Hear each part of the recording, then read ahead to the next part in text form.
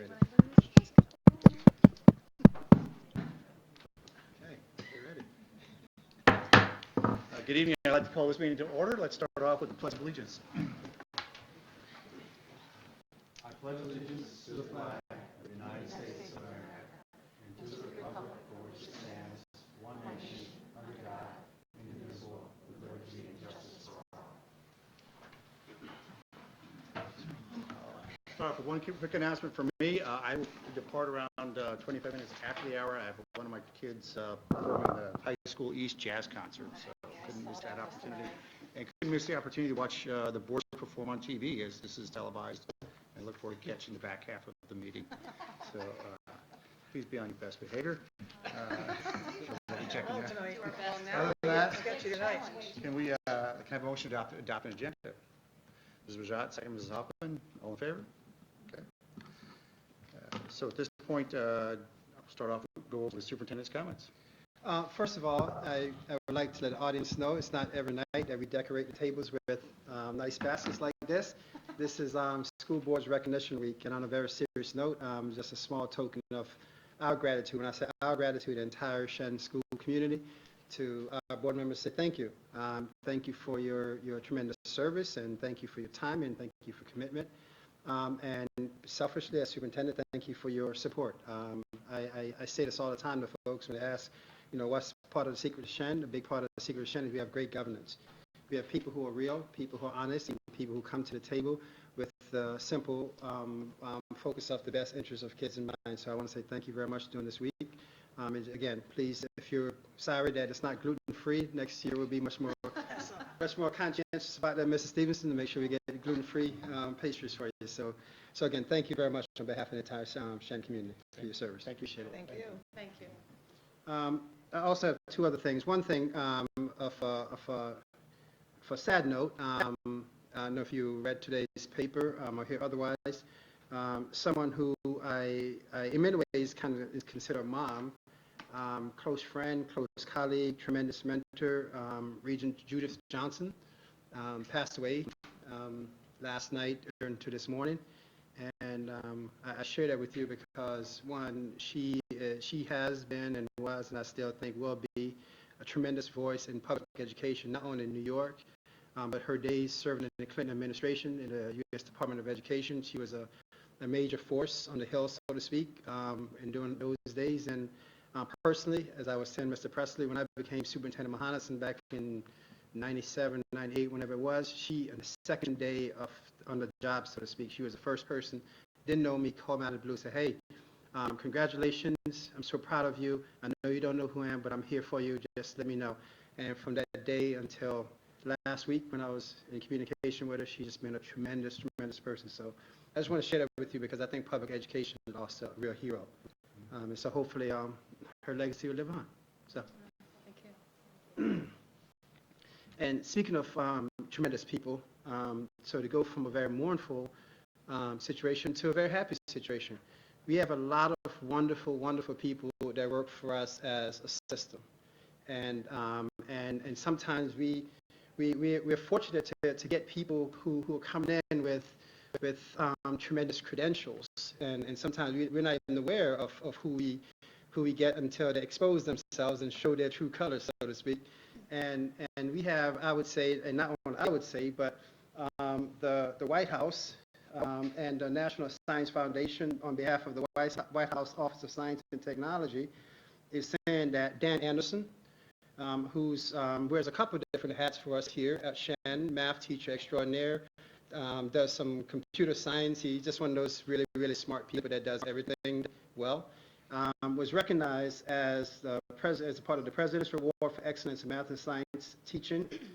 He actually started this process before coming to Shen, and he was just informed of that, and we're taking all the credit for it. So when he goes down to Washington, D.C. to accept his award, he won't say anything about other place other than Shen. So just kind of let him know that. So when he does that, he knows that. So at this point, I would like to ask Dan to come forward on behalf of the board, just to accept the certificate as a token of our appreciation for you, and give you a chance to say a few words as well. Want to come on?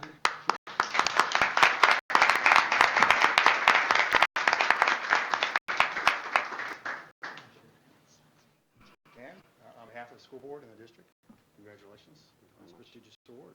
Thank you very much. Thank you. You want The floor is yours. to share a few words? Sure. I wasn't ready for a speech, but that's okay. I have the ceremony. This was last Wednesday through Friday. It was supposedly signed by the president, but we all know he has a robot drawer. It actually is a Sharpie. I did lift it up, and it did bleed through, because I was curious if it was like actual. It's known for a Sharpie. It was an amazing event. It was absolutely fantastic. There was one math and one science teacher from New York State that were invited from upper level in 7 through 12, and then one math and one science from K through 6 from 2018. So we got to meet with the 4 teachers from every state. There were teachers from Guam, teachers from Puerto Rico, teachers from Germany, because they're in the Department of Defense system. It was absolutely fantastic. So they had to move it around. It was 3 days of like fully packed meetings, all about leadership in the classroom and what we can do to improve ourselves, improve the people around us. It was fantastic. It was really a great event. We had dinner in the Kennedy Center. The ceremony was in the Interior Department in the Yates Auditorium. It was really, really an amazing and humbling event.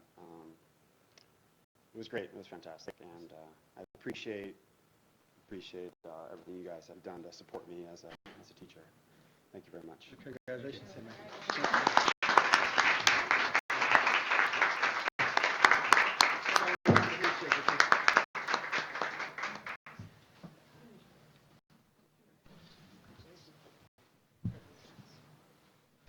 It's fabulous.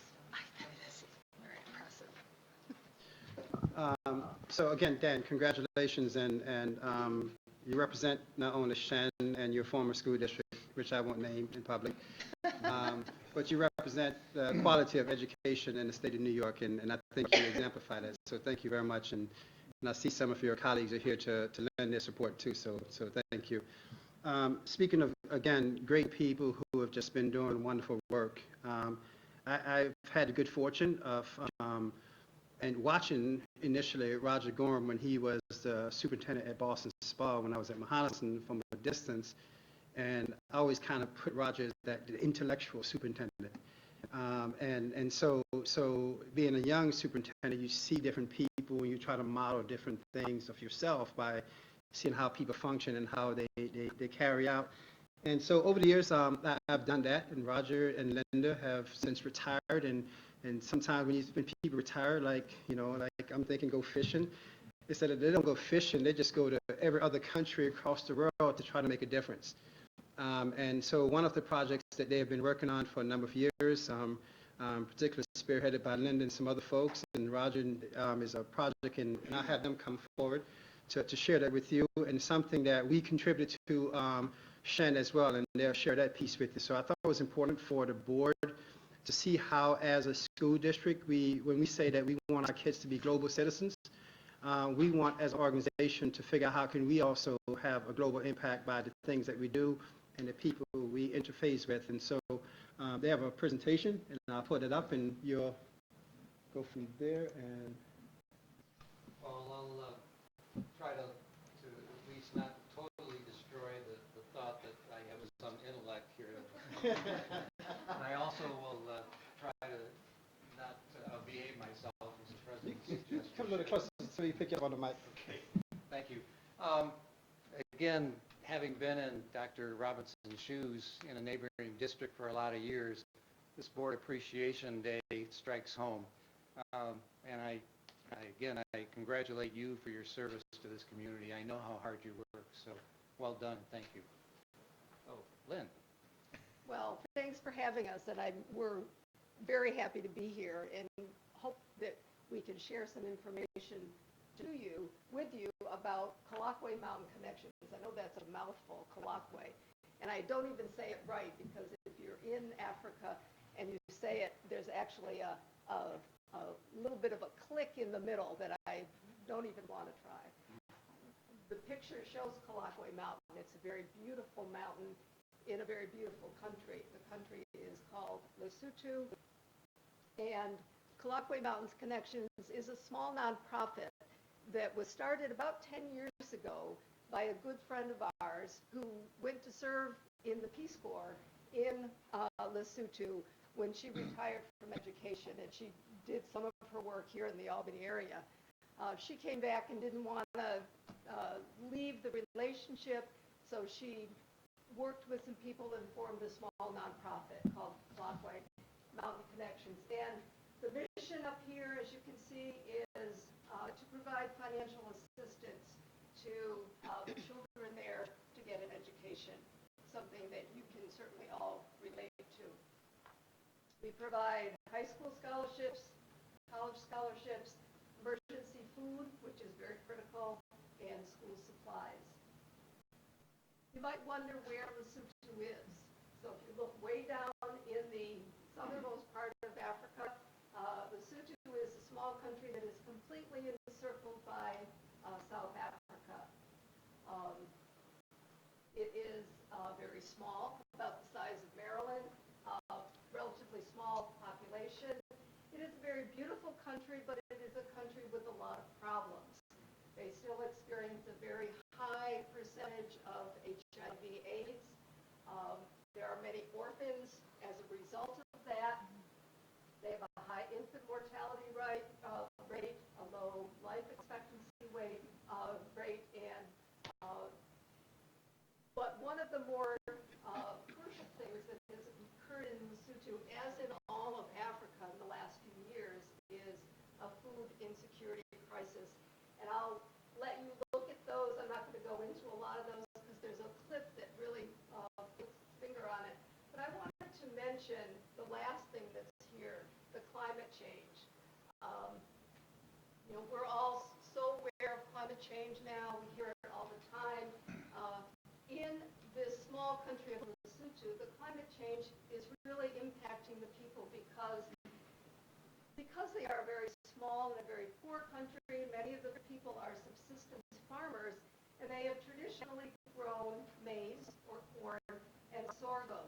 But now with the climate change, the seasons are changing.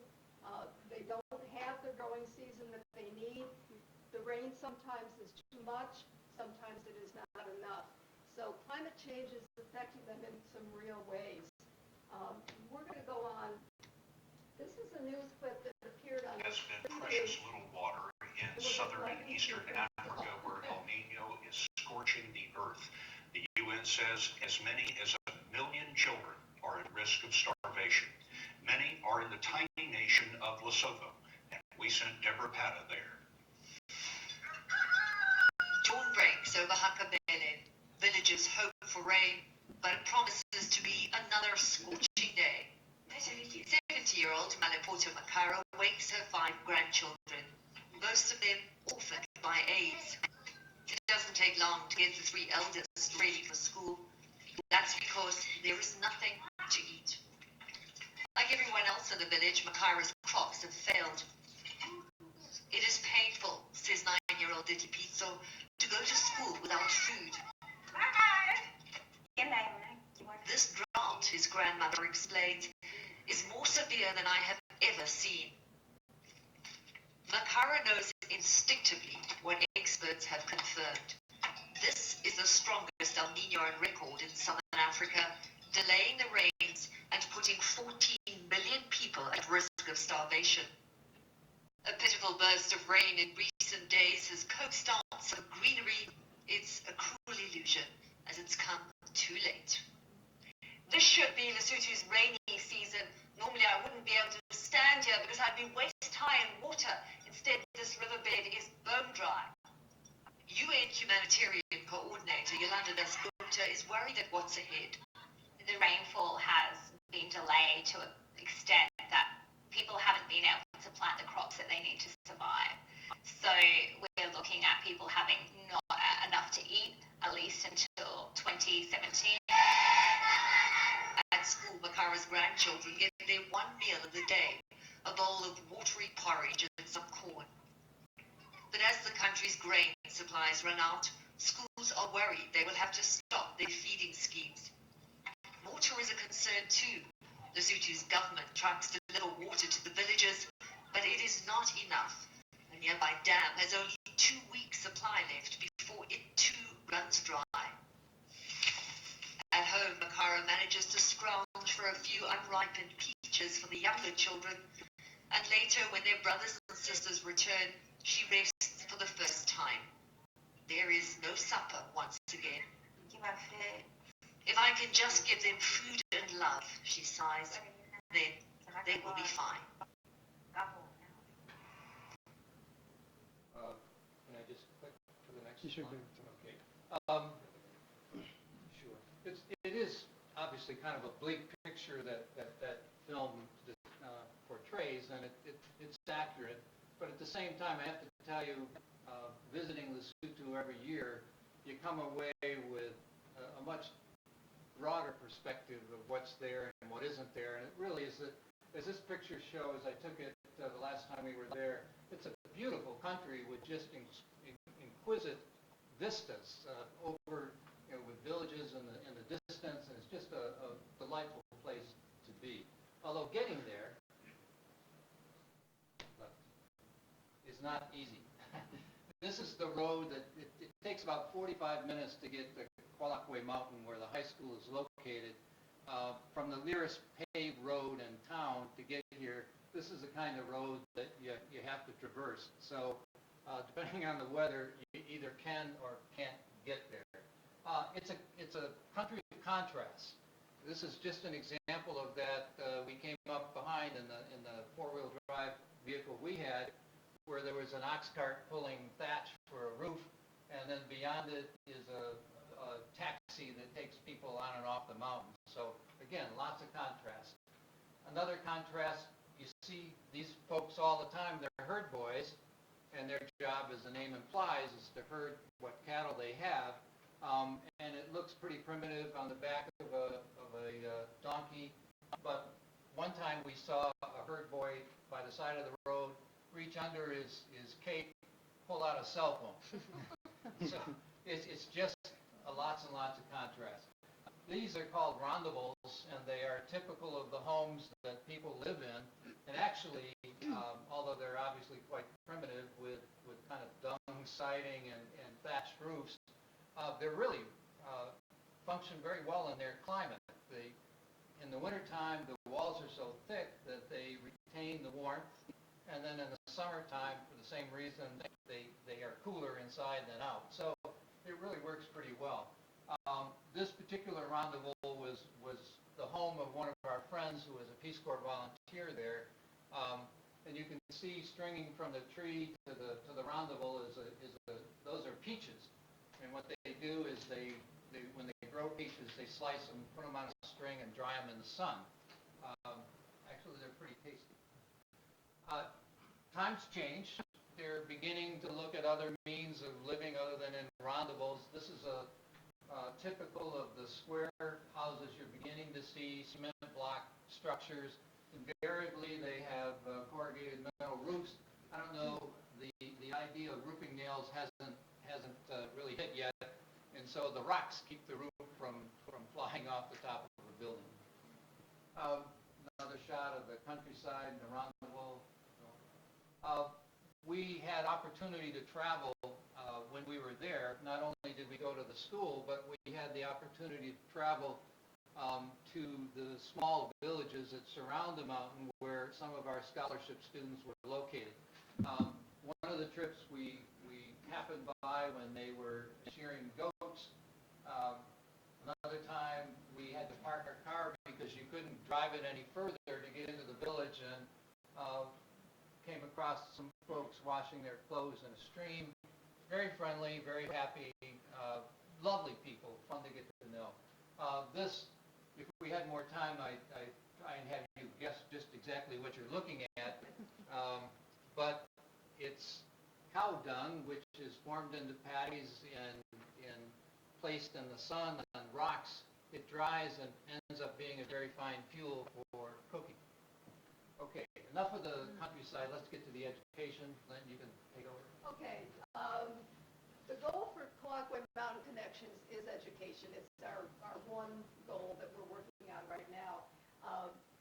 Education in Lesotho is free for students in grades 7 or kindergarten When they go into the high school, it is fee-based. Therefore, 64% drop in the numbers who continue. Not only they cannot afford to go to school, but also the kids are needed at home to help with their food, their water, childcare, and so on. College and vocational education is almost non-existent, although it is getting better. This is the high school that we work with, Colloquy High School. They have about 350 students in their school, 20 teachers, 2 administrators. As you can see from the buildings, it's pretty primitive. When you look at that in comparison with a district like the Shenendehowa district, it is just worlds apart. The buildings are made of stone. They are pretty primitive. The supplies that they have, the textbooks are old. Their science lab, we went into that one time and there was absolutely nothing there. I mean, they do teach science, but they have no materials at all, no labs. Even in terms of sports, the kids love to play sports just as they do anywhere. They make makeshift goalposts for their soccer. Again, contrast to what we have here. My favorite shot of the athletic facilities after having watched some football games in the Shen Stadium. A bit different. This is the cafeteria. 2 women who come to school early in the morning. They cook the corn, make papa, as they call it, and serve the lunch to the students. It is basically for many of them, the one good meal that they get every day. On the other hand, you meet the kids. The students are wonderful. They gather together every morning in the courtyard before classes begin. There'll be announcements. They invariably sing a song. They have beautiful voices, and it's very moving to really see them at that. Yeah, I was thinking, and welcome to the students who I know have to be here as part of their probably Problems in Democracy class, or some class that they're required to be here as seniors. You would get along well with these folks. These students are just like you. One of the clubs that they have at the school is a debate club, and they all love it. They prepare, and of course everything is done in English. We've seen them performing at the school. We've also been to other schools to watch them in competitions. It used to be a British colony, which is why English is the language that's taught. This is probably my favorite group that they have at the school. The girls' club is called Glow Girls Leading Our World, which was a club that was started by Peace Corps representatives that work there. The girls meet on a weekly basis to support each other. They help with hygiene. They help with problems that they're having within their group, but they also reach out to the whole school. And we wanted you to listen to a little bit of their song.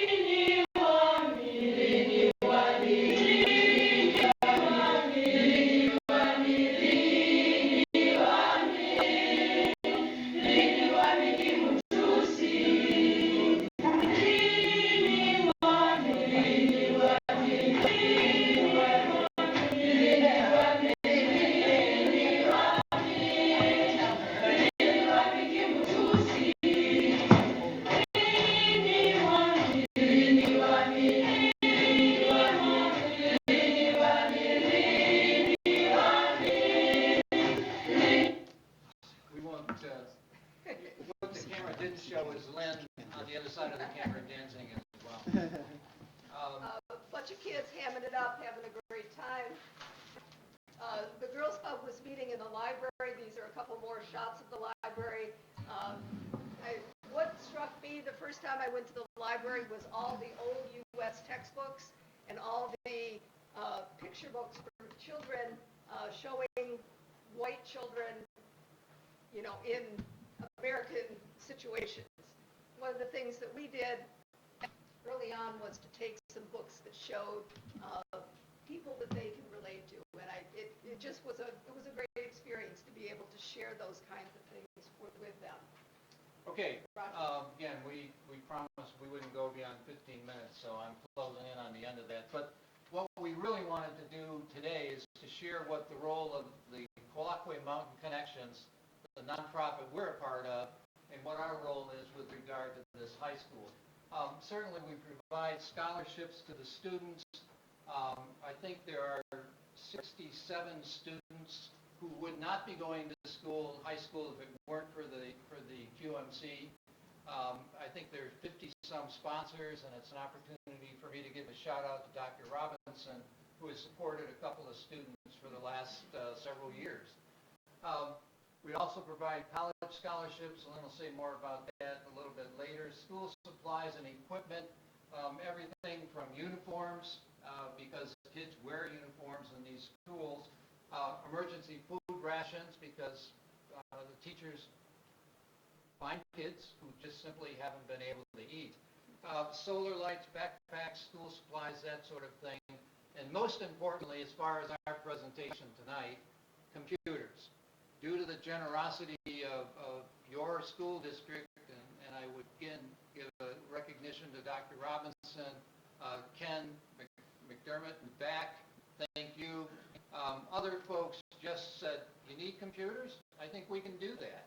And so, click on it. That's the old computer lab, which was not functioning at all.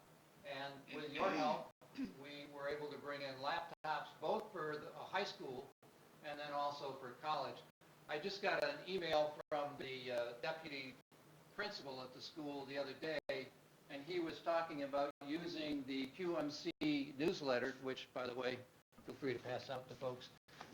He was using it, he had it online, and the kids were practicing their English by virtue of this newsletter and their Chromebook computers, which again came from you. So our heartfelt thanks to you. It was a tremendous advantage. That's their new computer lab. They look a little bit shell-shocked, but they got over it. One of the things we enjoy most, and Lynn and I and at least one or two others go over there annually for a couple of weeks. And one of the highlights of that visit is the opportunity to bring all the scholarship students together, to recognize them, and their parents come as well. And it's something you've got to experience to get any sense of it. But these folks walk in from, hill and dale around the mountain. They all are dressed in their Sunday finest. I mean, they're just dressed to the hilt. Moms and dads, they come in, and it's an opportunity for us to acknowledge their students and how proud we are of them, and how proud we are of the parents and for their role and the success of their kids. And the parents get up, and as you would expect, they love to talk. They love to tell us how much those scholarships mean to them. So it's really a neat occasion, and they all get their pictures taken. This has always been one of my favorites. This mom is just incredible, as is her son. We talked about getting uniforms, shoes, shirts, sweaters, pants, skirts. The teachers get to know their scholarship students, know what they need, and then we try to provide it when we go there every year. And finally, I wanted to mention just very briefly the college scholarships. In 2016, Colloquy Mountain Connection started to provide some scholarships for college. We saw a lot of kids that would go through our scholarship program and through the high school there, and they had little choice to be able to go on to college. So we decided to try to help some of them. So we are now currently supporting 8 college scholarship students, both students that we had in our scholarship program through high school and other students in the high school in general. And right now, they're all attending the National University of Lesotho, which is pictured here. And it is a college much like you would see here in this country. The students that are going there from Colloquy Mountain, though, are finding this a very big change from their life in the mountains that we saw, their high school, their village, and so on. And it does take some getting used to, but if you see them, these are 4 of the students that we had, I think 2 years ago, and then, Roger, these students last year, and they, by the way, some of those students are using the laptops that we gave them the first year. The computers are indispensable for them at college, as anyone knows. I mean, students here use them all the time in right through middle and high school. These kids, many of them had no computer before the ones that they were given here, and they surely are using them and using them well. Imagine growing up, living in one of those rondables, finding yourself on this college campus. It's an entirely different world. But our message is to thank you. Really appreciate your help. Thank you. Thank you, Roger. Thank you, guys.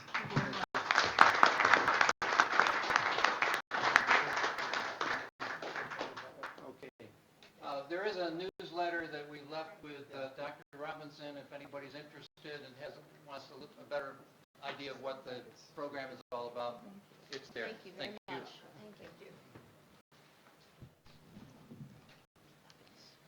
So again, thanks to the board, not only for their indulgence tonight, but for the donations that we have made over the past. And, you know, it's one of those interesting things that often there's an old adage says that, you know, one person's trash becomes someone else's treasure.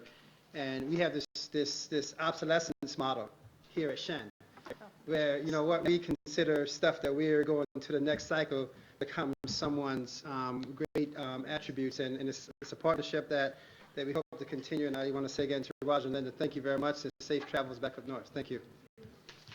So wonderful. Any questions that you had as a board? Yeah, actually, like our high school service clubs, have they gotten involved too? I know they like to raise money and do other things for local charities, but Not in this particular one. Largely because, as you see, they just left. But Roger and Linda are pretty kind of humble type folks, and I just, you know, been fortunate to have known them, and they told me about this initiative, and when they started asking around, and I think one of the things too, and I always think about all the time, especially like textbooks. And, you know, I here he's sitting in Guyana, and down in the basement of Guyana, what I call the textbook graveyard. You know, and I said to him, I was like, you know, maybe one summer when you guys come, just go and let's go walk through the Guyana basement, because when we go new series of things, you know, when we buy textbooks, we buy hundreds and thousands of textbooks and those type things. And so the biggest issue to have, though, is the transporting of, you know, textbooks are heavy. It's to get them there become the big thing, right? And so they're trying to figure out some other angles to try to work with some other organizations to get things like that. But there are a lot of wonderful organizations like that just out there, and I think that, again, part of I see as our obligation is to not only say to our kids, we want you to be global citizens. I think as an institution, we need to act as global citizens as well. Would it be possible for our kids to somehow connect with some of these kids I'll via find out. email? Oh, yeah, Or just starting to they like do a lot have of- form relationships with other kids in other countries? Yeah, we have some of that, but certainly we will. Because I know the two young persons who I sponsor, they send pictures, they send letters, they send stuff all the time, which is kind of neat. Yeah. So it's wonderful. So again, thank you for your indulgence. Appreciate it very much. And speaking about, again, giving, and you know, tonight is just I think it's a great way to show and where we are as a system. And one of the major initiatives that the board knows, but we haven't had a presentation to the board, to be quite frank with you, since we initiated the idea, is our backpack program. Mrs. Carmen has been championing that program with a lot of great folks, and so I'm going to turn it over to you, Becky. Sure. You want Sure.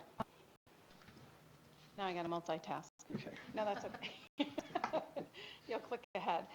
So just to give a real brief overview of the Bountiful Backpack Program tonight, I just want to provide some general information about the program, where we're at, and then where we're going in regards to it. The program itself, the Bountiful Backpack Program, has been in place since 2014, and it started with a small number of students, and now we are K-12 program, and we're serving approximately 280 students currently. When we look at, okay, could you do that, please? Thank you. when we look at, why this program's in place and what some of the work that the program is doing, one of the biggest things that we need to understand is that this is a collaboration with the Shenendehowa Central School District as well as the Regional Food Bank. And we work with students who have been identified by their school counselors or teachers or a particular staff person. A parent could also identify, or a student may have expressed some concerns regarding food and not having enough food at home. And they're referred to the backpack program, and we try to keep that very confidential. We try to keep the who the students are, any identifying information very confidential, because we want to preserve their integrity and be very respectful and mindful of that. We know that when students' basic needs are met, they're able to learn. And when you look at this particular slide, you'll see that there's a lot of information about the program impact and the different types of foods that have been provided and how much have been provided, and also some of the general information regarding the items that are in the backpack program that go home in the backpacks. And teachers, when we've talked to teachers, they have seen a direct correlation with students who are receiving the backpack on a weekly basis. They have seen an increase in attendance.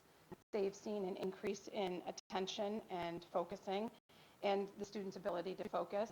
We have seen also some behavior problems decrease with some students, and also just a general overall better health. And then when you talk to the students, and we've gotten different letters from students, and there's a little note there. I don't know if you're able to actually see it, but it does say, "Thank you for giving us bags of food. You guys help me get food when we don't have enough food in our house." And when we think about the impact that this has had on students, students have said that they feel that they're helping their family by bringing the backpack home. They feel cared by members in their community. And they said it's also easier to learn for them because they're not hungry and they're not worrying about those hunger pains that they're having. So when we look at the program and we look at the support that we have behind the program, we could not effectively administer this program if it wasn't for all the volunteers that we have helping out. From the volunteers to Beth Miles, who continues to help coordinate the program for the district, in addition to the students who work in the program in the Bountiful Backpack Distribution Center, which is now behind High School West. And we are quickly outgrowing that space.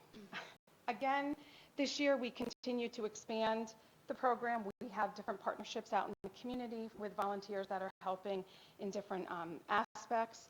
And we continue to have donations that people are making, fundraising efforts, and sponsorships. We know that donations are tax deductible, and so that's definitely a benefit if people want to donate to the program. The program is 100% self-funded, and again, we couldn't do it without those people that are making those donations and providing those various scholarships. So we hope that with some of the general information that we have provided here tonight and some of the statistics, and also reminding people how they could donate, that people will continue to get the word out there. We do have information on the district's website, and there is a little logo that people can click on, which brings them to the Bountiful Backpack page with some additional information if people would like to make a contribution. Any question? Thanks, Carmen. Thank you, Mrs. Carmel. Continue. Yep. So it's kind of ironic, right, that we actually had those two presentations tonight. And I just want to point out something, because sometimes when people, see poverty, we stereotype. We get into that little nasty place in our head. But the reality of it is, it's in Lesotho, it's in Latham, it's in Clifton Park, it's in Half Moon, and we have people in need everywhere. And I just want to emphasize the point that, again, that while people say schools are about the R's, reading, writing, and arithmetic, right? The reality of it is, we're about hoping raising wonderful kids like Cameron, who decided they're going to change the world.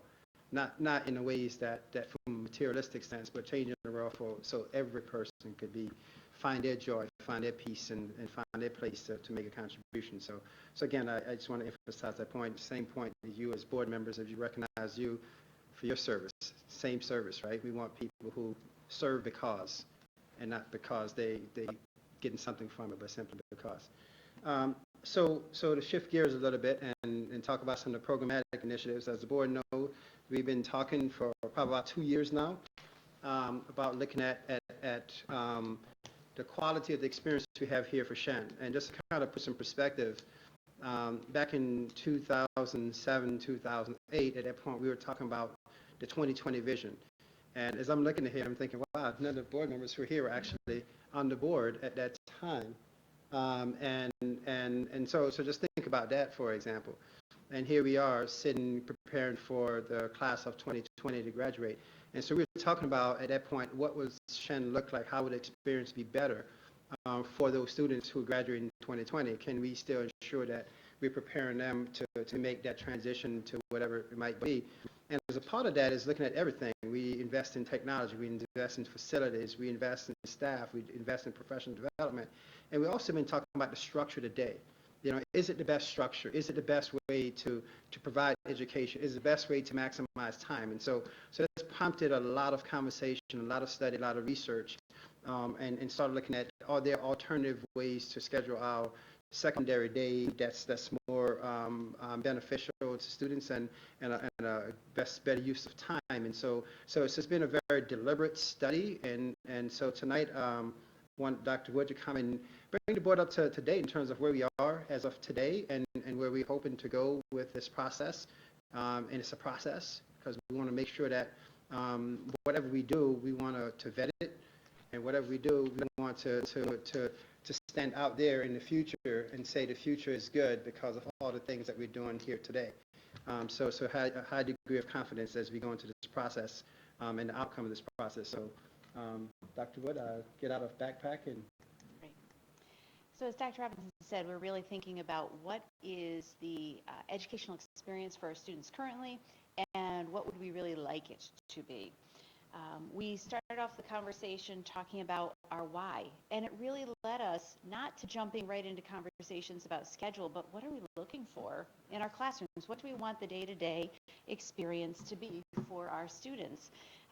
And you know, we've been talking about engagement for 2 years, at least, if really longer, but very specifically. And so one of the first things that we did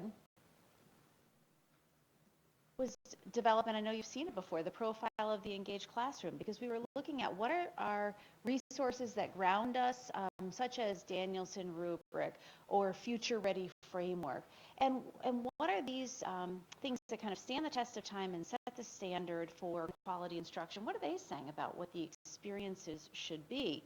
And it talks about voice and choice for students, authentic learning, opportunities for relationships between teacher and student. So then the question was, what are the ways to ensure that is happening to the largest degree possible? And I'm not going to be able to. Just go to back. You should get to back. We then said, if we're looking at the schedule, what are some of the elements that we really want to make sure we're accounting for? What if we do something, what's that something really need to entail? So we talk about making sure that it addresses the characteristics of the engaged classroom. Anything that we would come up with, we want to make sure provides opportunities for deep learning, deep authentic learning. It was very interesting today. I was on the phone with one of our professional development organizations, and I said, you know, I'm really looking for some more additional research that you may have done on this type of scheduling. We'd done some a while back, and now I thought I'll take a look again. And as I was going through some of these research articles, it was time and time again, the two words deep and authentic learning came up again and again as districts are looking for ways to make sure that the schedule is most conducive to the quality of the learning experiences we want. We want to make sure that we are maximizing time for learning, and part of going along with that is looking at how much time our students spend in the hallway transitioning class to class over the course of a day. And it is significant when you talk about 10 transitions at 5 minutes each. That's the amount of time just off the top. We want to make sure that whatever we're doing is keeping an eye on student safety. Certainly those unstructured times we look to minimize where possible. We want a schedule that really supports student health and mental wellness, and I will say by extension, teacher wellness as well. And what's the condition under which students feel the calmest coming in, have the greatest ability to be prepared for their day, day in and day out? And the same with our teachers too. Providing manageable preparation for the next day. Right now, we know with a 9-period day, some of our students are preparing for 8 classes every day. Not all. Some are preparing for 6 classes a day. Some are preparing for 7. But it's a heavy lift for many. We also have a do no harm clause, which I will get to in another slide. And we want to make sure that, or at least consider, is there a way that if students, say hypothetically like grade 8 students playing JV sport, that they wouldn't necessarily miss the same class every day? Is there a way to provide for that or not? Is that something that we can consider?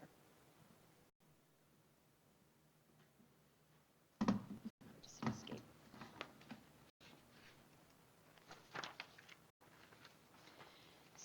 So we've been talking about the alternative schedule now for maybe about 2.5 years, and about, it was January, maybe it's 2 years, January 2019, we formed a district-wide scheduling committee. And we have, I should have memorized the number, you can tell when we get into other slides, how many there are, maybe 32 members on the committee, and it's a pretty equal balance between teachers from the middle school and the high school and administrators from the middle school and the high school. We also last spring, as you recall, held focus groups. We sent out invitations to, I don't know, off the top of my head, 1,000 people. Maybe it was more than that. Kelly's nodding. And Kelly and I met at the SIL with people who volunteered to come, and we were just asking general questions. What do you think about this type of schedule? What do you think about this type of schedule? Are our whys clear? And here are some sample schedules. And when you look at these sample schedules, which ones do you think lead us back to what we say we're looking for? In terms of the why. We also shared with them, and there is a link in the presentation, a video that provides background information related to the alternative schedule. Most recently, Kelly has worked to develop our Inside Shen alternative schedule webpage, where anybody in our internal public will be able to go in and trace all of our work that's being done. So it speaks about what's the communication that's going out, where are we at, updates, because we know that we have a decent sized committee, but not everybody who's interested in the work is going to be able to always speak to somebody who is on the committee, and we want to make sure that we have a very transparent way of people being able to check in and check on what's happening there. We also are in the process of developing, Kelly, is basically the similar information posted on the district website, so people in the community can follow along with what we're working on. We have been working with a consultant. His name is Elliot Marenbloom, and he comes from Baltimore. He has been doing work with school districts on building schedules.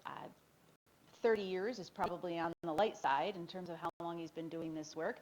He has come to Shen already for 3 days. The first day he met with members of the admin team, and then later was introduced to the alternative scheduling committee as an introduction. But in that first day with the admin team, it was he needed to understand better the context in which we operate. And I'll jump down to some of those right now. The do no harm clause. We were saying we know right now our students can access 8 classes a day, and we don't want to restrict that. So whatever schedule we would come up with, we want to make sure our students can still select from 8 classes. The one caveat is where we have a few, very few, it's very few, high school students who schedule a class right through their lunch, which we do not recommend. That will not be a possibility as we move to assuming we make a move to another schedule where we would have 8 classes. But that's a floor that we've established, is that we want to make sure that everybody can still take eight different unique classes, not necessarily scheduled every single day. So that leads into the 8 course blocks. But the do no harm clause also means we don't want to create a schedule where there are more conflicts than there currently are. And Mr. Agustinoni is great at reminding all of us, when we build the schedule every year, there are conflicts anyway. There are certain students who cannot get symphonic band or you name it, especially out of these singleton courses, there are always conflicts. And they have to go in, and sometimes they can hand schedule students around to resolve. But he said the idea that like our current schedule is perfect, it is really far from that. And so the intent is to make sure that we are not creating any more conflicts for students that would block students out of certain courses or preclude them from exploring things like a technology class or a music class. So that's our do no harm clause. We also worked out with the consultant, and he kept pressing us on this. In many school districts he's worked with, they can get by with fewer than 4 lunch sessions. We cannot. We have looked at our facilities and looked at the tables and the seats and a number of ways, and he kept asking, and Sean kept going back and running the numbers for CODA, and Robin would run them for Gowanna, and John was in working on Acadia, and Mike Gutschel was looking at them at High School West, and every single time it came up, maybe they could make it work if they had one very light class that it could fit 1 year for, in 3 lunch periods, but it's not. So that was a really important takeaway for our consultant, the fact that we really need 4 lunch periods regardless of the schedule. And so that was what we did on that first day. The second day, Mr. Marenblum came back and worked with the entire committee. And he drew out some sample schedules about what does day 1, day 2 alternating block look like? What does a 60-minute rotating drop schedule look like? He talked about what some other districts are doing, often outside of New York State, with like a semester 1, semester 2 schedule. And so after that, the next day, the third day he was with us, we looked at some professional development that supports going along with any sort of alternative schedule, where teachers are able to participate in learning around how do you maximize an extended period so that it isn't 2 40s put together, because 2 40-minute classes put together is challenging. In fact, many of our students experience that now, right? If they go period 1 and sit and listen for 40 minutes, and they move on period 2. Not every single day, all day, but there is some of that. We want to make sure that our students are really feeling like they're engaged in the learning, have opportunities to get up, move around, and interact. So we worked on what the design could look like, although there's much more to be done there, and the quality lesson planning, which we did as an academic leader team, but we're looking at having him come back and do some of that work with the scheduling committee or teacher representatives from the middle school, high school. So our next steps are to continue the exploration of scheduling options. We really need to get in and look at a few other samples of, how has another district solved the day 1, day 2, or rotating drop. Some of us believe that we could spend a little more time and keep trying out a rotating drop to see if there's a potential there. We do want to draft some scheduling models for what does it look like? Under this scheduling model, what does a student schedule look like? What does a teacher's schedule look like? What does a student schedule who has a science lab and a resource room? What does that student schedule look like? What does a teacher of instrumental lessons look like? We want to make sure that we are providing ongoing communications, as is referenced with the website. Also, making sure that we're testing out some of this in the sandbox. In Infinite Campus, we can go into what's called a sandbox, and we can put our current schedule in a let's see how this would look area. And then we can see what are the conflicts, and are there any more than there were in August when we went to build the 9-period day schedule. Coming after that would be a presentation to IPAC from the committee's recommendation, which would then come back to the Board of Education. We would need to follow that up with some negotiations with STA because there are provisions of the contract that would be impacted with this change, and certainly many other smaller details and some larger details to be reviewed. And as we plan forward, thinking that if we can make it happen, we'd really like to see a change come September 2021. So it wouldn't be this coming September, it would be the following September. But continuing on, I'll say, looking at it with a serious commitment this fall and winter, because it really does take that much lead time to make sure that we would be ready to do something that would look different. And then, wrap it up with saying, really right now, this was opening day. Some of you remember from our travels around. Opening day are some of our youngest learners. And then I think about the workspace that they're going to be in. And those are just some workspaces that are out, right? And so these cute little ones, right, posing on their opening day, this is our best guess in 2019 about what the common workspaces are. What's the workspace going to be in 2040 and beyond? We don't know, but it's unlikely to be Rose with a bell ringing consistently. So how do we make sure we are really preparing our students for what is to come? Because this is not a means to an end in and of itself. This is about preparation for what comes as you grow and mature. Questions? This is great. So I know you've been doing lots of work. I've heard the updates as we've been moving along. Clearly, a lot more has been done, and and I see that 2021 is the rollout. Is it intended for just the high school first, and then the middle school you intend to roll them at the same time? Yes. Okay. And I think it's important to also note that, when we start talking about this and the community hears about it and, well, I heard that this school district does this and I hear that this school district, and this is what happened here. This is a blank slate. And I think it's important that it's a step-by-step procedure and process. And I think we need to continue to think through it like that. So I know we all have encountered that, if you go to your partnership meetings or your PTA meetings, this is what you're hearing.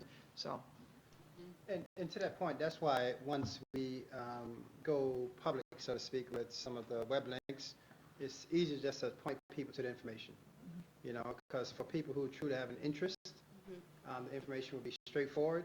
And I say that because there are people who want to pretend like they know, versus people who really want to know. And so our focus is trying to provide information to people who really want to know what's going on, and want to make sure that they appreciate what we're trying to do as a system. So it's a work in progress, and I want to say kudos to all the folks who are committed to this. We have a lot of committed individuals and people who are providing what I call critical feedback. There's a difference between criticism versus providing critical feedback.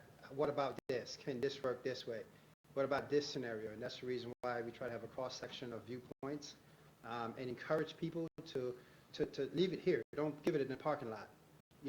Leave your comments here so we can try to make sure that we're addressing all the various eventualities that may come with a significant change as well. So we're pleased with the progress and banking on the fidelity that people have. And I say people, we'll be starting conversations with STA. As the board knows, as we had a placeholder language in the recent contract that made a reference to alternative schedule, and that was done with a high degree of sincerity that when we get to that point, that the conversation will be about what do we need to do to be successful and not to the contrary. And I say that publicly because I think it's important for you as a board to know that from my vantage point, that's the expectation. And I trust that's the expectation of the STA leadership, as well as other groups that's going to impact. And that's the irony of it. We're talking about teachers' perspective, but it impacts every employee in the high schools and middle schools in different ways. So we'll be talking to the food service folks. We'll be talking to transportation. We'll be talking to how it impacts monitors and aides and everything else. And so I share that with you because sometimes you think there's only one voice that should be heard, but there are many, many voices that we have to consider and make sure that this happens in a way that, again, we dot our I's and cross our T's, and knowing that when we say this is good, we have a high degree of confidence that this is good and better than what we were doing before. So more to come with this process. Can I ask one more question? So, there's lots of chatter. We've heard lots of people are concerned about different things, about the long 2 40-minute blocks, and you've talked about that, and with the hope that homework will go down. And so there's lots of chatter because people just don't know. So this is really what we need, the public sharing of the process. And so you said the next step is to continue with the scheduling options. Do you have a time frame? I know we have the 2021, September 2021 is the rollout. But what about this year? Will there be another presentation about the scheduling options? Back to the board? Back to the board? Or, Yeah, there'll be ongoing updates, and okay. Yeah, there will be. In fact, we have what we call a draft, so to speak, but many things, what we can't be is we can't be so wedded to a specific process that we lose opportunity to have deep engagement conversation. Of course, yeah. And and especially with our consultant, he has a wealth of experience, and this is certainly not his first rodeo. So he understands that sometimes people come into the conversation at different points, and so how do we make sure that we are recognizing and respecting the different points that people come to the conversation, and you also understand that there are points where you have to make a decision. I mean, just like any decision that we make, it's no different than every year we make a multi-million-dollar decision that we come to the board, and there are many, many things that people want that's not included. But we can't say, until we have everyone else thing in it, we're not going to decide. We have to decide, does this add value and greater value to the organization? So I say that with you because that's the lens that I think we should be coming from, and being able to do that. So more to come, and we'll certainly, it'll become easier for you as a board to start monitoring, particularly as we get more of these information points online that you could certainly, and certainly as anything significant, certainly be it Friday bulletin or otherwise, and when we get to different points that presentations are warranted, we'll certainly do that. Even detailed presentation of what schedules look like. And then I just wanted to ask also, we're going to start the budget timeline to talk about it tonight. And so the impact to the budget and what? This for 2020, none. Okay. Other than professional development possibilities in May and Okay. July and those kind of. That's also a reason why, the timing is just a long time frame. If our intent was to do something for September, we would have had to make a decision no. last spring. Yeah. To be No, quite I frank agree. with you. Yeah.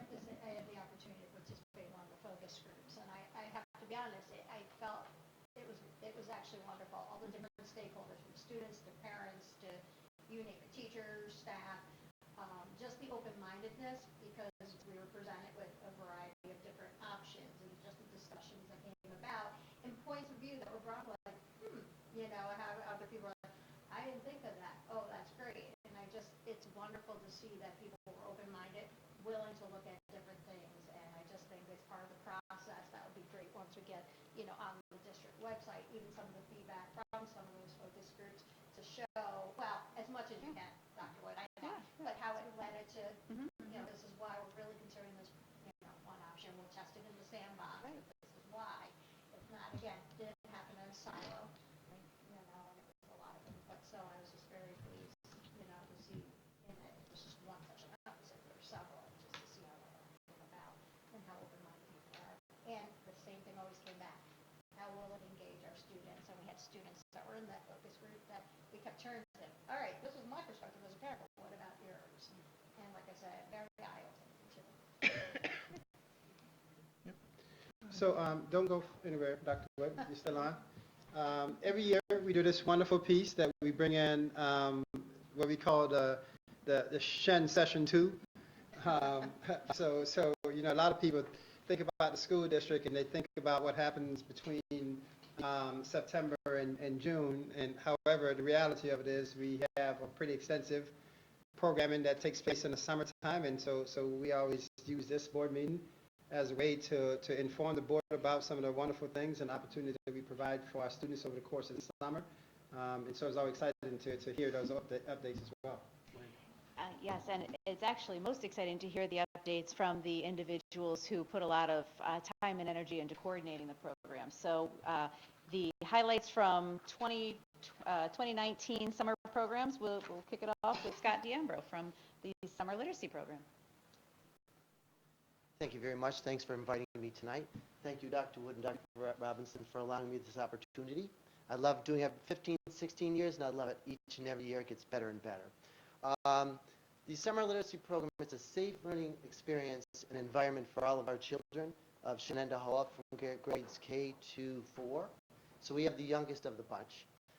They come into us, and our teachers, which are extremely talented and patient, they provide a very intensive and instructional program that allows the children to make mistakes and say, oh, we're still okay.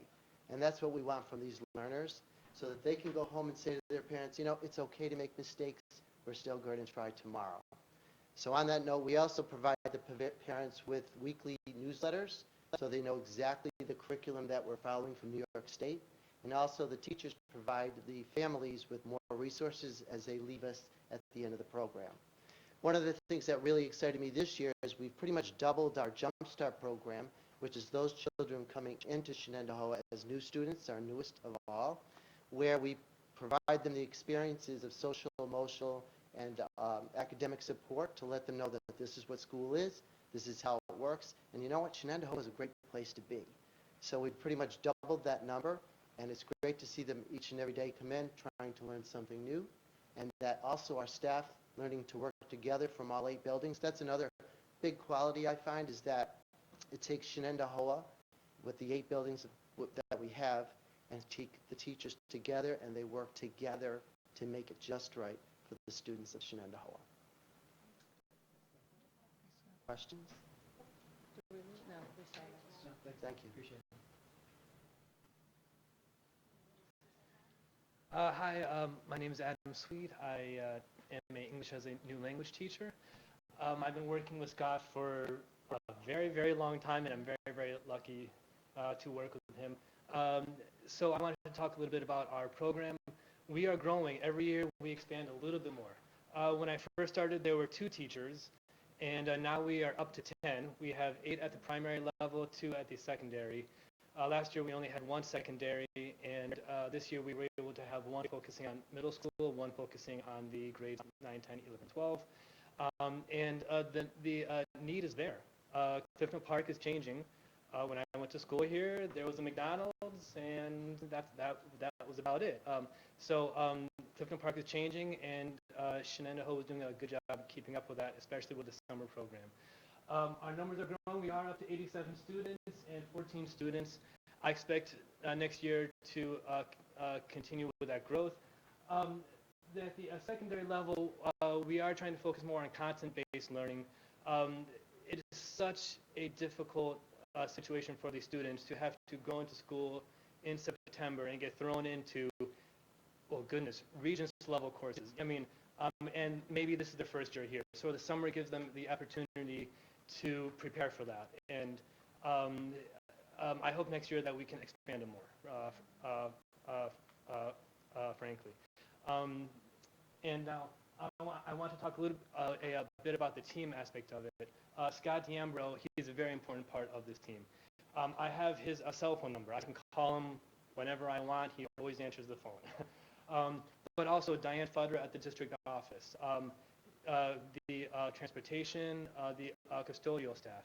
The summer program counts on these people working with us to help these students to have a better September. So thank you very much. I appreciate it. Thanks, Adam. Thank you. Good evening, everyone. Thanks for having me this evening. I think you know Jennifer Lee Alden, the assistant principal of summer school. So I am Frank Roselli, principal of summer school. This past summer was my 6th time being summer school principal at Shenendehowa, and Mrs. Lee Alden's 4th. I was going to say 3rd. Good thing she's here to correct me.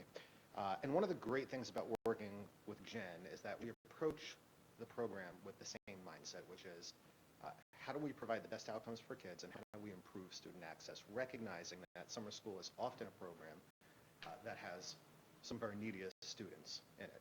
So we focus our conversations, usually starting around now for the next summer, in terms of what can we do better and different to improve those outcomes for students. So the slide you're seeing now is just kind of the statistics of what happens in summer school. Here are the items I would want you to remember. 224 unique students, a lot more enrolled because many of the students need more than one class or section. 242 Regents exams were taken, and 149 of those exams posted a score of 65 or better. So that's about a 62% passing rate, which doesn't sound great from a distance, but when you're talking about the neediest population of kids, that's a pretty good score. And if memory serves me correctly, I think we were hovering around 53 or 54% last year. So getting kids there, providing them review classes, providing them Chromebooks, and the resources to pass, I think, was significant. 300 out of 332 students passed a summer school course, so that's a 90% pass rate. That is consistent with what we've seen before. 10 students recovered checkpoint A credit, which means that they do not have to sit in a load class in grade 9. And most importantly, 11 seniors graduated in August, which was quite an accomplishment for these youngsters, and we were certainly very proud of them. Of the 242 exams, 187 of those exams were taken in June. I don't know if I said that in a clear enough way, so I can't do the math that fast, but the difference between 242 and 187 were new exams taken. 187 students sat in June and retook the exam, the same exam in August, thank you. 77% of those students improved their score, so that's good. Also a really cool statistic, which we had not previously tracked. Okay. And so next is the slide about transportation. Really, I just wanted to point out that the daily average is the last column from 2018. You'll see pretty consistent numbers when we look at the daily average from 2019. Some things to note, our neediest children, when you see the highest ridership rates, those correlate to the neediest kids in our district based on property values and types of housing. So the students who need it most are using it and accessing it, which I think is pretty excellent. And then you'll notice, like we learned that Route 5 had 3 kids in 18, an average, and 3 kids in 19. So that's probably not a glitch. That's something we have to examine moving forward to get a little more efficient. And then our last slide, in terms of, again, improving student access, we doubled the number of Chromebooks rolled out, 250, and if you notice, we had 242 unique students, so every child had access to a Chromebook, 2 operating computer labs, which were both air-conditioned, so they were hot spots to be in, and so they were not hot spots to be in the summer, but attractive spots to be. And then second year in a row where we've had full cafeteria services in, and you'll see 70% of all meals in summer school are free and reduced. So that's pretty significant. And then the last thing I just wanted to mention, and maybe Mrs. Lee can say a few words about this, is the new thing we really tried to roll out this year was an online registration, which was pretty amazing that it got pulled off. And I have to let Jennifer just say a few words about that because I still don't even understand how she set up the program. Well, I'm just going to say a few words. We're always striving to increase and improve our communication with families. And with the school year ending as late as it is now with regions, we essentially had about 3 or 4 days to get kids ready, and then they came in through our doors. So starting in about January, I took some professional development myself and learned how to do an online registration form with a couple of apps. The learning curve was high, but I think it worked very, very well. Parents, family, when we talk about our needy families, sometimes those families, we were asking them to take time off from work to come and register their kids for summer school. So through the online process, they were sent by the counselors, spoke to them, they were sent an online form.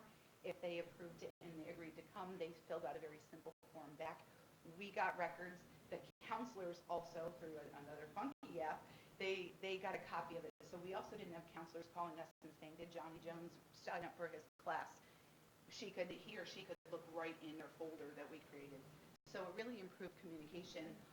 It also lessened the amount of people we saw on the very first day within the first hour of school as we're trying to get kids started with their learning. We saw fewer people there because they were already registered. So a couple little glitches that we're going to tweak out for next year, but when you try something, you find a glitch, right? Good job. Thank you. Thank you. Hello. I'm Aaron Ricci, and thank you for the opportunity to present a little bit about the ESY program, or Extended School Year program. I've been fortunate enough to participate with the program over the last 4 years. It's a program K-12 that's offered to special education students. It's a 6-week program, and typically there are between 200 and 300 students who are involved with the program. There is a half-day portion of the program for students working on academic goals only, and then there's a full-day program for students who have social, behavioral, and other communication goals beyond that. This program differs from the program that Mr. Roselli was just talking about in terms of the goals of the program. Students aren't necessarily participating to qualify to pass a Regents or to redo coursework, but rather to retain skills so that they're in the best position to succeed the next year. We're fortunate in terms of the program, in terms of teachers who participate year after year, who are able to provide continuity for the students, and particularly teachers who take their students from their program during the year and continue through the summer for those 6 weeks so that students have the best chance of success.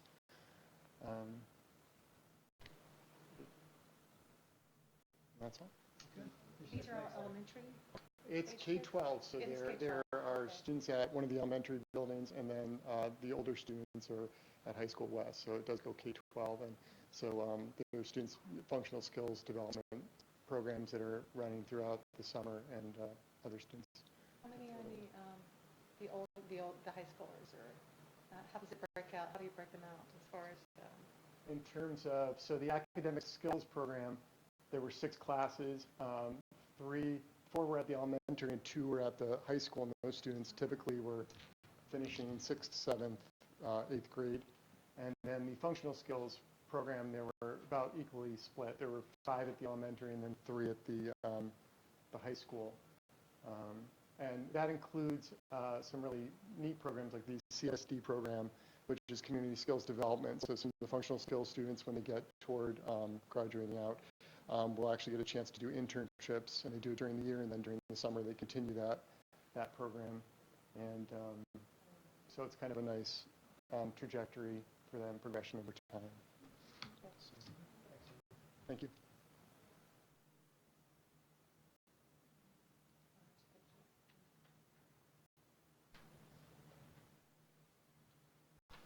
Hi, everyone. I'm John Conover, the Director Coordinator for all the Shen Summer Adventure programs, all of our summer camps that run here in the summertime. And as you can see, we have a variety of camps that we've run once again this year that offer a great deal of voice and choice for all of our students and give us the opportunity for kids to seek out new experiences and have a lot of fun while learning in the process in the summer.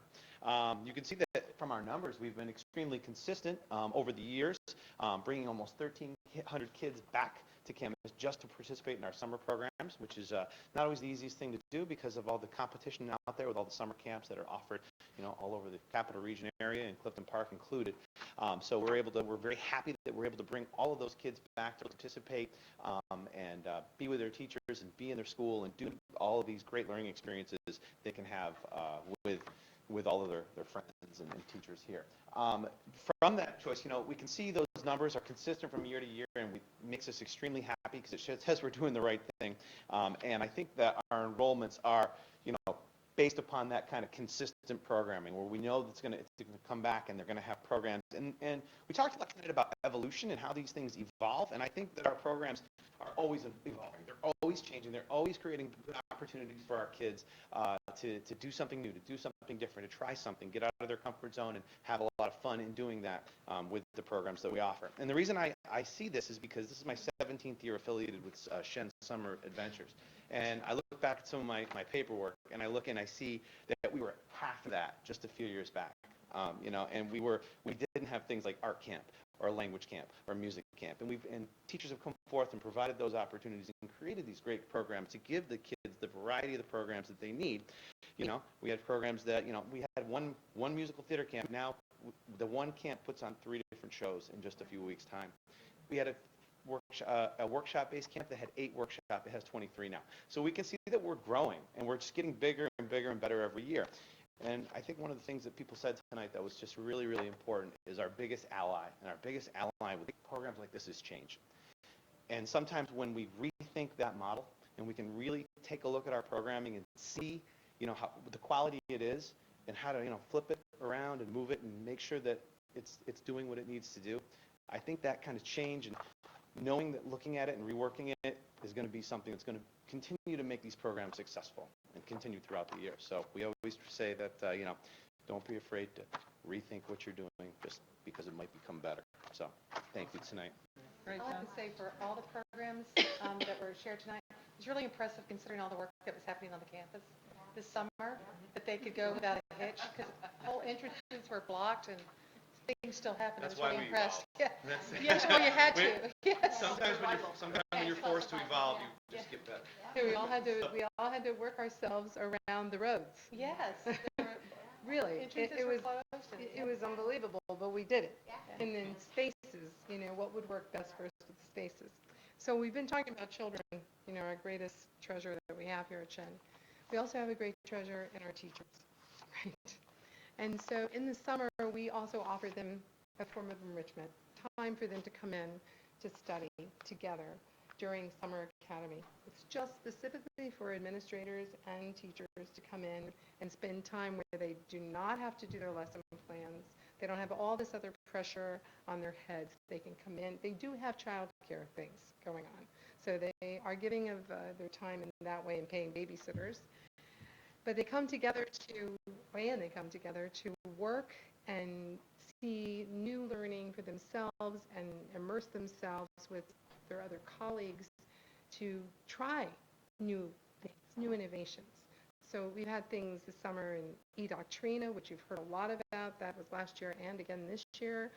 We've also had teachers come forth and volunteer to teach courses themselves, whether it was on math workshop type of things or reading with E&L students, things of that nature, or phonemic awareness, those kind of things went on this summer. The mental health still has been an initiative that we're very much in support of. Social emotional learning, looking at that this summer also. So there's just a wealth of courses. So I think it was 47 unique courses that were offered and then 200 participants this summer. So yeah, we're very happy with that. In addition to that, teachers also work on summer curriculum. So that starts right after graduation day, where teachers are coming in from all over, working on the curriculum, updating it. We're right now in the process of the new rollover of the standards that will be coming in over the next year, year and a half.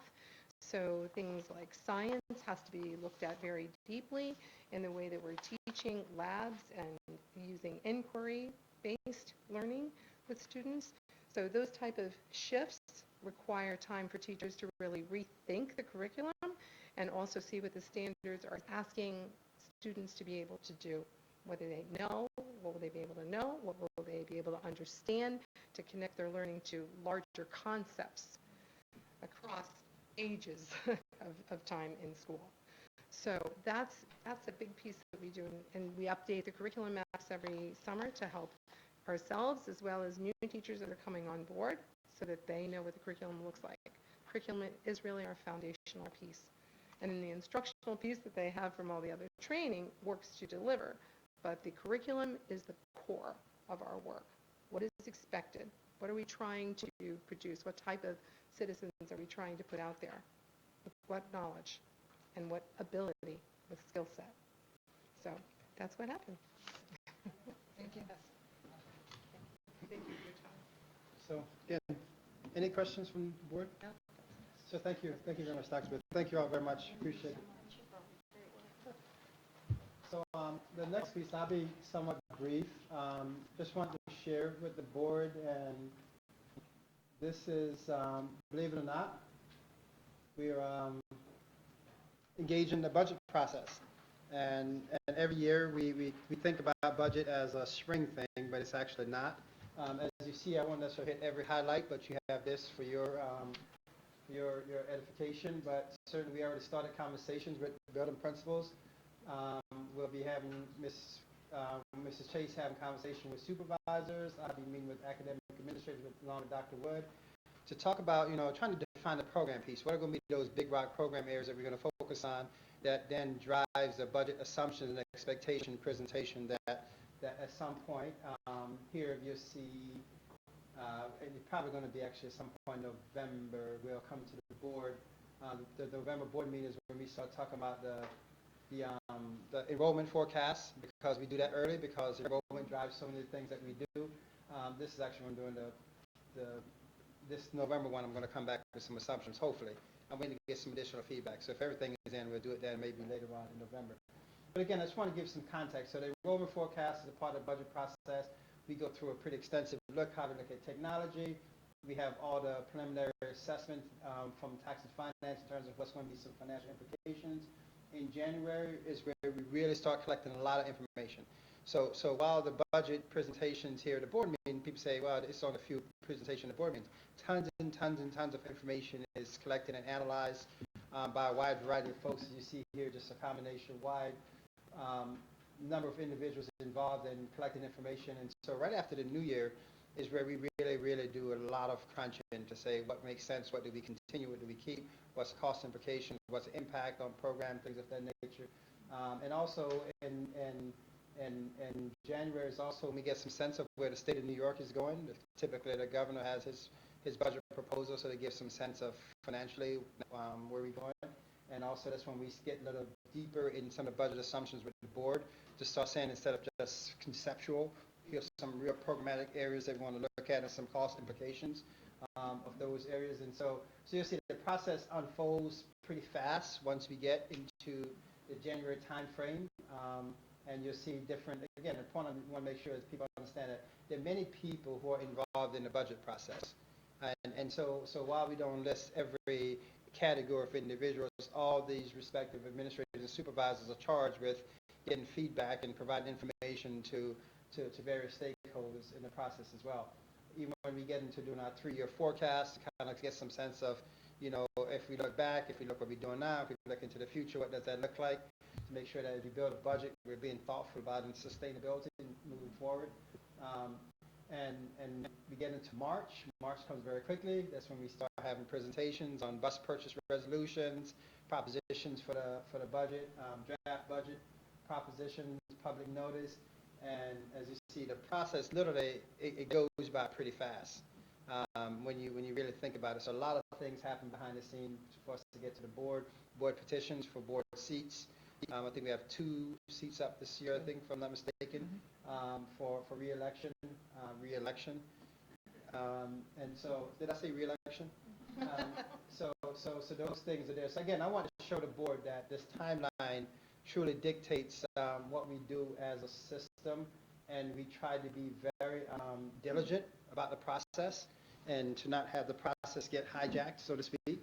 And it's not a popularity contest in the budget process. It's a very real process because what we propose is we hope that we'll be able to sustain for the foreseeable future because we can't have kids have a good year, bad year, ever in the system. So the process is designed to yield that results. So more to come. In November, we'll be back again to talk about budget assumptions, and we have more time to have more conversations around some of those things that we see as some assumptions and expectation that's going to drive the details of the budget as we move forward. Any question? Before I close out, just one thing I just want to make sure the board members who are going to the school board convention, you have your information in front of you there. So certainly look to do that, and we're looking forward to having a very educational time in Rochester. So it's going to be Looking forward to it. informative. Yes, it always is. Yes. So everybody safe travels tomorrow who's traveling. So can I get a motion to adjourn? Naomi Hoffman, Guston Miller second. All in favor? There we go. There you go. It was an easy one.